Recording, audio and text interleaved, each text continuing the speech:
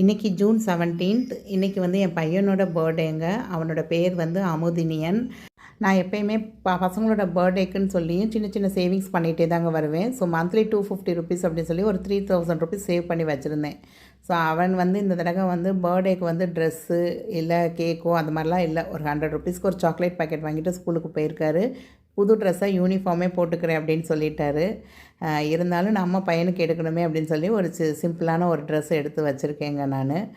அது போக அந்த 3000 ருபீஸ்க்கு நீங்கள் வந்து எனக்கு இந்த மாதிரி காயின் இல்லது பாராக வாங்குறீங்களா அப்படின்னு கேட்டிருந்தாரு. ஃபஸ்ட் டைம் பொண்ணு பர்த்டேக்கு இது மாதிரி வாங்கியிருந்தோம். அதனால் அவரும் இன்ஸ்பயர் ஆகி எனக்கும் இதே மாதிரியே இருக்கட்டும், எனக்கு வேறு கிஃப்டெல்லாம் வேணாம் அப்படின்னு சொல்லிட்டாரு.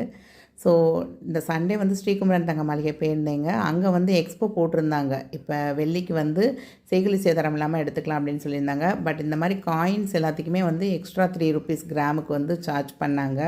நெக்ஸ்ட்டு மந்தோட இங்கே சிட் ஸ்கீமும் எனக்கு முடியுதுங்க. ஸோ கலெக்ஷன்ஸ் எப்படி இருக்குது அப்படிங்கிறதையும் ஒரு பார்வை பார்த்துட்டு வரலான்னு தான் போயிருந்தேன். இது குரோம்பட் பிரான்ச்சுங்க.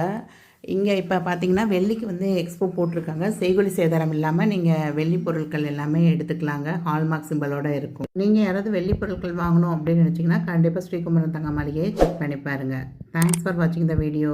இன்னும் சப்ஸ்கிரைப் பண்ணாமல் பார்க்குறவங்க கொஞ்சம் சப்ஸ்கிரைப் பண்ணிக்கோங்க. பாய்.